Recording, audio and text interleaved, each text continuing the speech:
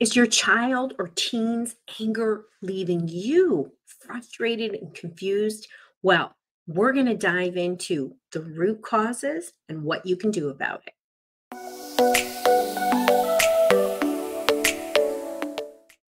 Hi, I'm Dr. Roseann, and this is part of our Behavior Decoded series. And today we're talking about the eye opening reasons behind why kids and teenagers get angry and what you can do about it. I'm going to share my favorite hacks as a 30-year veteran who's been supporting kids and families now from all over the world. And anger is something that kids often go through at different points, right?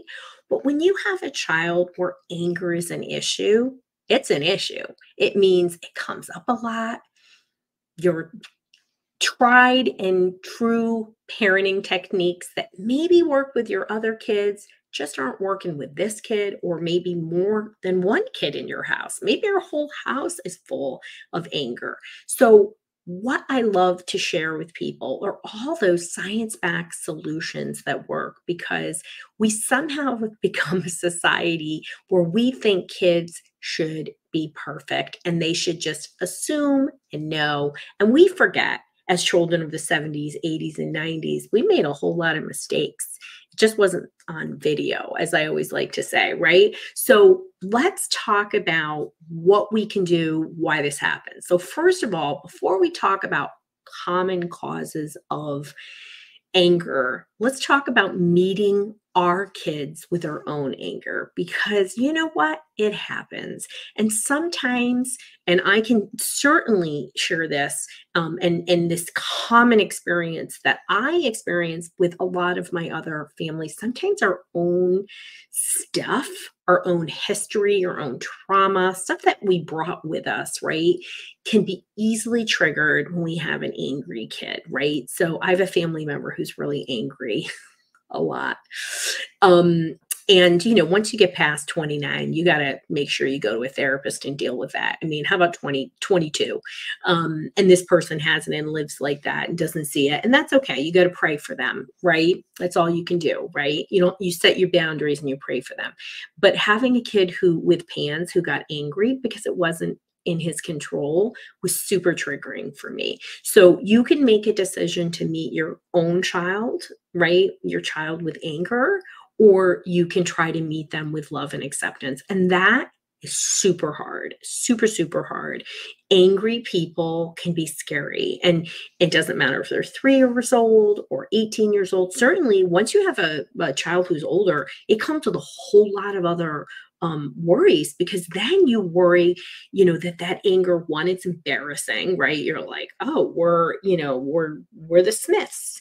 We go to church, we, work at this and we do that, and we're in the neighborhood. And then we get this angry kid that's always like, you know, trying to go after somebody or swearing or whatever it is.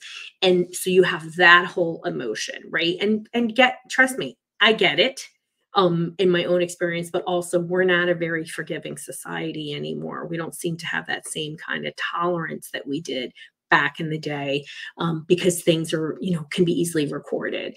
But what we also worry about is that our kids are going to really get in trouble. And I think there's a lot of fear behind that. So sometimes it's that history, right? Me having an angry family member, like, oh my, he's going to turn out just like this person I can't stand.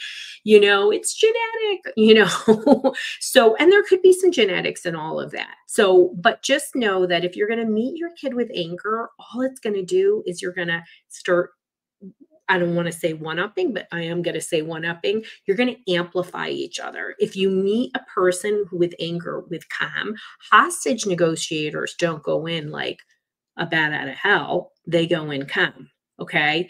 Let's just think of it like that. So just know that that's important. And if you're doing that, ask yourself why. and what can you do about it? Okay. That's super important. And the quickest way you can calm your nervous system down is through breath work. I love a 4-7-8. If you're in our Calm Brain community, which you can go to drroseann.com/self-reg mastery. It's our self-regulation mastery course with Calm Brain community. It's filled with all these kinds of things. And, make sure you hop in there. But let's talk about common causes of anger, right? So we already talked about, part of it is that you're amplifying your child's anger by meeting them with anger. And that really can create a feeling of a lack of safety. And aside from you role modeling it. So not to make you feel bad, but get it together if you're doing that. Right. Some of my people don't see it and they're like, no, monkey see, monkey do. No, yes, monkey see, monkey do. Right. Like they're not going to, do what I say, not what I do. Right. You have to understand why is that happening and put a change, stop it. Right. So sometimes it's anxiety, could be sensory overload or frustration or combination. So anticipatory anxiety, I love to talk about anticipatory anxiety avoidance, anxious avoidance. And these are things that other professionals are not talking about. One, because they're probably health coaches and they don't know what they're talking about. But it's very common from a clinical psychologist, therapist, mental health expert perspective that I find anger is often the result of anxiety. So anxiety makes you feel super uncomfortable. You want to avoid it. And so anger, right, the nervous system goes into that sympathetic, activated state, and you're going to quickly have a flash of anger, and it's going to cause you to avoid that behavior.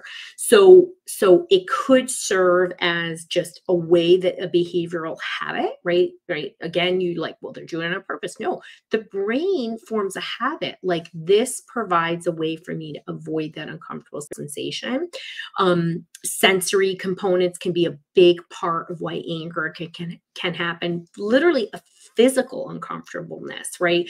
Loud sounds, soft sounds, chewing, textures of clothing, all of these factors can cause a whole lot of anger and irritation. And that's where you want to remember the first part of this series, right? It is really talking about being a parent detective. Like I notice anger when this, and this happens. It's when we're getting dressed in the morning. It's when I ask my teenager to get up. True story. What's the pattern, right? And then how can I preventively stop this anger and break this cycle, right? And certainly you never want to have like deep conversations with an angry person. Like the brain's not going to really be doing much thinking. So sometimes anger happens because there's difficulty in expressing complex emotions. So you heard me say this before. Most families think they're really great about using emotional language. And part of my intake in my brain behavior reset program when I work with people is I actually really pretty quickly in a few minutes can assess if people are using emotional language. And most families are so distressed that they're not using emotional language. They're using words like anger and frustration, but they're not talking in a way that supports emotional development and getting them to connect to different things. And some of that is just because their family of origin didn't use emotional words to help develop a range of emotions, to connect those emotions to the different sensations that the body is showing them. And so they alert that everything is irritation, right? So, what does grief feel like, right? I recently have had a couple of friends die, and it's actually been awful. I just want everybody to say, especially when somebody's only in their 50s and they pass away, and there's no suddenly it's very sad. So, I'm feeling it in a lot of different ways, whether it's, sleep or I'm tired, but I'm actually able to, my kids are used to me expressing my emotions. Like, mommy's feeling really sad today, like give mommy some grace, kind of thing, so they actually like get it, right? That, what does that mean? So I'm like, we're going to be ordering some Thai food tonight, or, and they're perfectly okay with like me crying, right? Because I want them to know that somebody passes away. You should cry. You shouldn't try to stifle that emotion. So having a range of different emotions, using emotional language, and also having conversations about emotions, right? Just like I'm talking about grief, right? Now, I know that's a big one, but there's lots of things throughout the day, right, that you can talk about so that kids have a sense of what they are and they don't always go to their go-to exact, feeling irritated, feeling angry. And that helps to cut down. But I do find that the number one source of anger for most kids and teenagers and young adults, how about adults, is actually anxiety. So getting that nervous system calm and regulated is part of that. And if you want more ways to learn how to support yourself, to help your child self regulate so that they can just be amazing human beings and not be belabored by this anger or other emotions that are really holding them back. Go over to drroseann.com, self-reg mastery, and join our community and be part of this fabulous, wonderful course that I have really created as a gift to all the families that I will work with. So be well, get started on this. I hope I got you thinking, and always leave me your questions.